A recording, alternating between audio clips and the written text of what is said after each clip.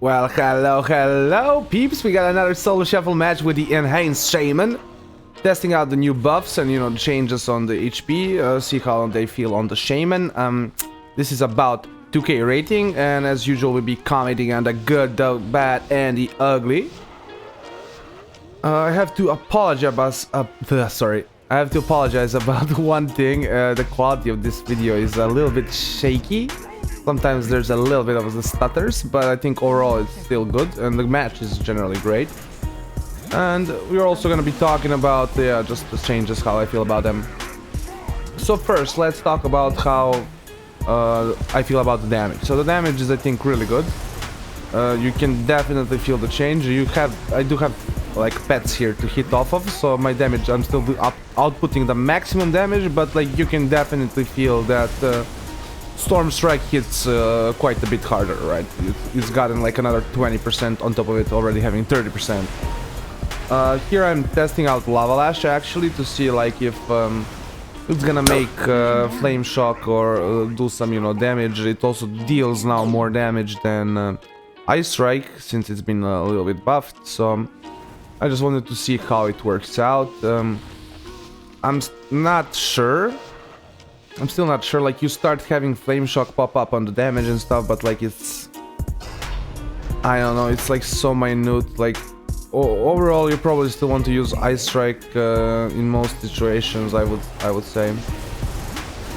As far as also like the two different type of builds that I was using, Ancestral, like with Ancestral Guidance, and one build with the Lightning Lasso. I definitely feel like the Ancestral Guidance build is needed, and I'm gonna explain now why. And because the HP change, the one thing that I feel like I was very correct about is that the HP change didn't really like help Enhancement Shaman. It actually kind of nerfed, I wouldn't say nerfed the survivability, but like it didn't change your survivability one bit compared to like other classes who probably got more survivability and who, kind of benefited from this change. I feel like Enhancement Shaman didn't benefit like one bit. Your heals are the same as they were before the change, so your defensives are pretty much the same as they were before the change, since all your defensives are healings.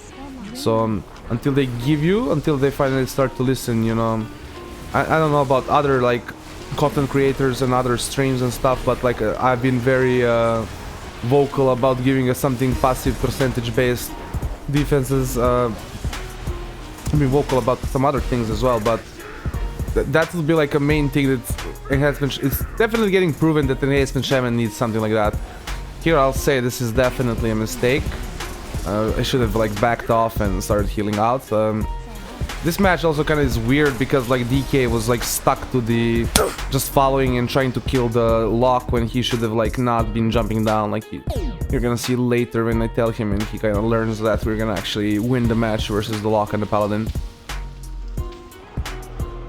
The only thing that I haven't really tested yet would be the Lava Lash build. So I haven't really tested like how I mean I played like a few BGs with it, but it just I would say that's not enough, and you need some skirmishes, some duels, some you need some solo shuffles to really call it out. But right now I feel like my call on the Lava Lash build was correct, that like, until they do something with Primordial Wave, or they do something, with, buffing Ice Strike or removing the Elemental Blast nerf, something like that, that the build is just not really functional. Well, give me 1 second to drink some water. I thought that like Flame Tongue Lava Lash would start, not Flame Tongue, sorry, but Hot Hand proc Lava Lashes would start hitting like really hard. But I don't know, it's not better than Storm Strike ultimately. Like even here, like in this match, like I'm playing really good and I'm not getting any Ascendance procs, and as you see, I basically end up winning 5 out of... I should have won 6 if the Death Knight didn't do the mistake of like just brain dead following the Warlock. Because you don't want to let him, like when he jumps off like that, we can just hit the Paladin, unless all of them jump down, we can just get a full reset as well, because otherwise they're just gonna get like pressure off them, because the Warlock is gonna jump down and then go back. Here he goes back again, freaking so annoying. So annoying that you can't really keep them inside unless you did it like in the perfect range, like they can break the tether of these kinds of abilities. We're just gonna sit on him, and you'll see when the Warlock actually jumps down, the Death Knight is gonna listen to me and he's gonna stay up, just hitting the Paladin instead. Yeah, I'm trying to purge it, but there's no chance to purge this Hodge, sorry, End of Protection.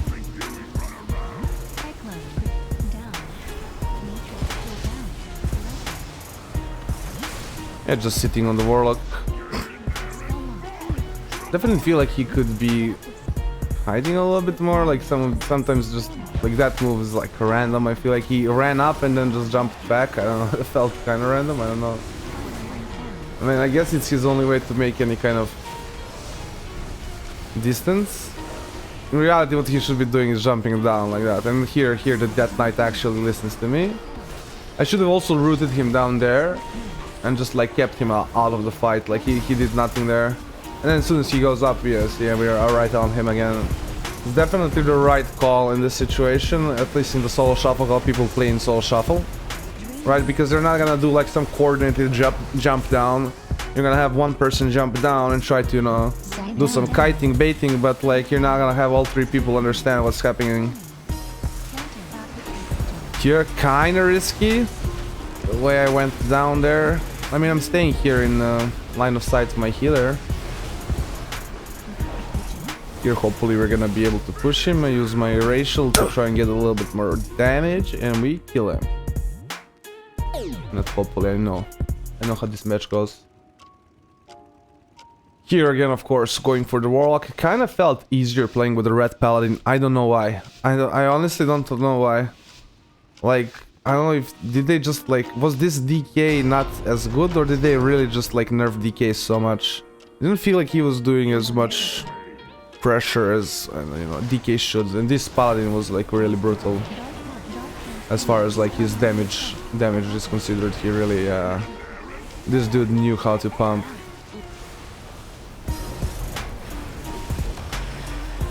Just gonna sit on him. Really like playing into the pet classes, especially the ones like DKs, where you just get full damage when the storm strikes. And you're just sitting on him. I can't really do like much. I can't really hex the... Something I didn't really do. I have not been using my hex, but like you can't really hex the druid when he's in tree form. Generally a hard class to try and hex. We're just pumping him.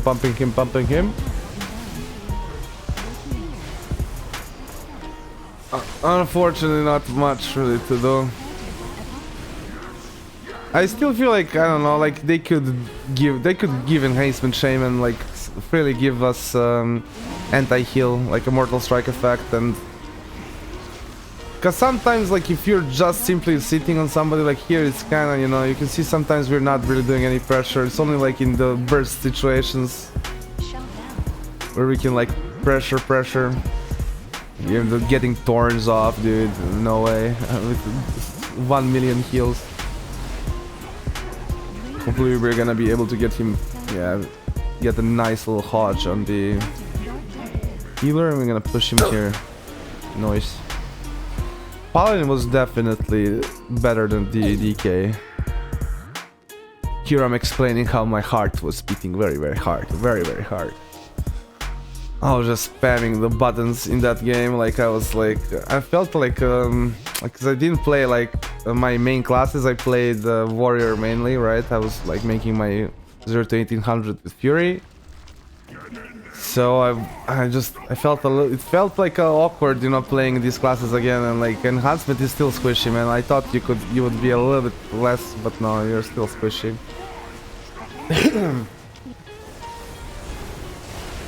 Here we're just gonna go for Paladin. Paladin is a little bit easier to kill for us. Why was I hitting there?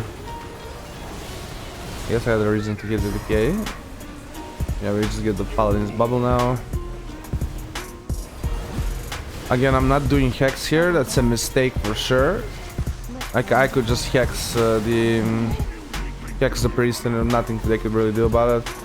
I mean, the priest is not bad, so I think he did the Shadow Word Death one of my hex attempts. It's not like 100% thing, but I should definitely be trying for it, you know, at least faking casting it or something, you know. I get it here, but we just break it very easily. Just lay on hands. He plays on hands himself. We're gonna be able to push him though, I think. Not here yet. Not yet though. Damn, those heals are just. Oof. This one is spicy. This one is definitely spicy. Here I could have kicked that or something. I shouldn't have just taken that mind games to the face. I'm not using like my focus kick. There's something said that is a big tip in my enhancement guide, but like, yeah, I felt a little bit overwhelmed getting back into the groove, you know, after not playing it for a bit. A little ascended proc. Yeah, just sitting on the paladin. I mean, I potentially could have maybe tried to kill the DK. And here we get a spicy little victory, where I hope you enjoyed this video. Like, comment, subscribe, all those things the YouTuber wants you to do, and have a nice day.